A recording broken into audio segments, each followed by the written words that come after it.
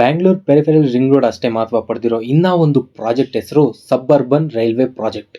ಇದು ಕೂಡ ಬೆಂಗಳೂರಲ್ಲಿ ಆಗ್ತಾ ಇರುವಂತ ಟ್ರಾಫಿಕ್ ನ ಕಮ್ಮಿ ಮಾಡೋದಕ್ಕೆ ತುಂಬಾ ಮುಖ್ಯವಾದಂತ ಪ್ರಾಜೆಕ್ಟ್ ಆಗಿದ್ರೆ ಈ ವಿಡಿಯೋದಲ್ಲಿ ಬೆಂಗಳೂರು ಸಬರ್ಬನ್ ರೈಲ್ವೆ ಪ್ರಾಜೆಕ್ಟ್ ಅಂದ್ರೆ ಏನು ಅಂತ ಡೀಟೇಲ್ಡ್ ಆಗಿ ತಿಳ್ಕೊಳ್ಳೋಣ ಬನ್ನಿ.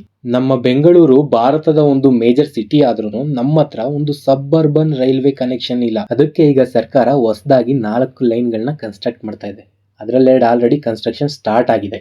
ಇದನ್ನ ಮಾಡ್ತಾ ಇರೋದು ಒಂದು ಕೆ ರೈಡ್ ಅಂತ ಒಂದು ಕಂಪನಿ. ಇದು ಒಂದು ಜಾಯಿಂಟ್ ವೆಂಚರ್ ಆಗಿದೆ ಕರ್ನಾಟಕ ಸರ್ಕಾರ ಮತ್ತೆ ಇಂಡಿಯನ್ ರೈಲ್ವೆ ಸಹಯೋಗದಲ್ಲಿ.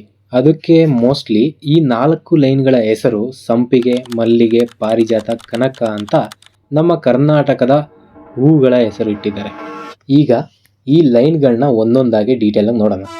ಫಸ್ಟ್ ಲೈನ್ ಬಂದು KSR ರೈಲ್ವೆ ಸ್ಟೇಷನ್ ಇಂದ ದೇವನಹಳ್ಳಿಗೆ ಹೋಗುತ್ತೆ. ಇದರದೇ ಒಂದು ಬ್ರಾಂಚ್ ಲೈನ್ ನಮ್ಮ ಕೆಂಪೇಗೌಡ ಏರ್ಪೋರ್ಟ್ ನ ಕನೆಕ್ಟ್ ಮಾಡುತ್ತೆ. ಈ ಲೈನ್ 17 ಸ್ಟೇಷನ್ಸ್ ಜೊತೆಗೆ 47 ಕಿಲೋಮೀಟರ್ ಉದ್ದ ಇರುತ್ತೆ. ಎರಡನೇ ಲೈನ್ ಅಲ್ಲಿ 2 ಸ್ಟೇಜಸ್ ಇದೆ. ಫಸ್ಟ್ ಸ್ಟೇಜ್ ಅಲ್ಲಿ ಬೈಯಪ್ಪನಹಳ್ಳಿಯಿಂದ ಯಶವಂತಪುರಕ್ಕೆ ಹೋಗುತ್ತೆ.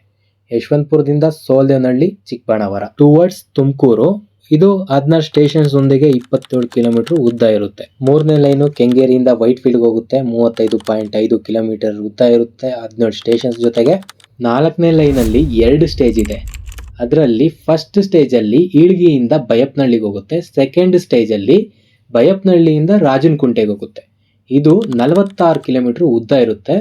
ಜೊತೆಗೆ 22 ಸ್ಟೇಷನ್ಸ್ ಇರುತ್ತೆ. ಈ 4 ಲೈನ್ಗಳನ್ನ ಸೇರಿಸಿದ್ರೆ ಟೋಟಲ್ ಆಗಿ 150 ಕಿಲೋಮೀಟರ್ ಆಗುತ್ತೆ. ಜೊತೆಗೆ 80 ಸ್ಟೇಷನ್ಸ್ ಆಗುತ್ತೆ. ಈ ಪ್ರಾಜೆಕ್ಟ್ ನ ಟೋಟಲ್ ಬಜೆಟ್ ಬಂದ್ಬಿಟ್ಟು 18,000 ಕೋಟಿ. ಈ ಪ್ರಾಜೆಕ್ಟ್ ನ 2026 ಮುಗಿಸ್ತೀವಿ ಅಂತ ವಿ ಸೋಮಣ್ಣನವರು ನಮ್ಮ ರೈಲ್ವೆ ಮಿನಿಸ್ಟರ್ ಹೇಳಿದ್ದಾರೆ. ನಿಮಗೆ ಈ ಪ್ರಾಜೆಕ್ಟ್ ಬಗ್ಗೆ, ಈ ವಿಡಿಯೋ ಬಗ್ಗೆ ಏನಾದರೂ ನಿಮಗೆ ಡೌಟ್ಸ್ ಇದ್ರೆ ಕಮೆಂಟ್ ಮಾಡಿ ತಿಳಿಸಿ. ಅದನ್ನ ನಾನು ಆದಷ್ಟು ಸಾಲ್ವ್ ಮಾಡೋದಕ್ಕೆ ಟ್ರೈ ಮಾಡ್ತೀನಿ. ಎಲ್ಲ ಕಮೆಂಟ್ಗಳಿಗೂ ರಿಪ್ಲೈ ಕೊಡ್ತೀನಿ. ಅದಂತೂ ಪಕ್ಕಾ. ಸ್ವಲ್ಪ ಲೇಟ್ ಆದರೆ ಅಡ್ಜಸ್ಟ್ ಮಾಡ್ಕೊಳ್ಳಿ. ಈ ವಿಡಿಯೋ ನಿಮ್ಗೆ ಏನಾದರೂ ವ್ಯಾಲ್ಯೂಬಲ್ ಅನಿಸಿದರೆ ನನ್ನ ಚಾನಲ್ಗೆ ಸಬ್ಸ್ಕ್ರೈಬ್ ಮಾಡ್ಕೊಳ್ಳಿ. Thank you.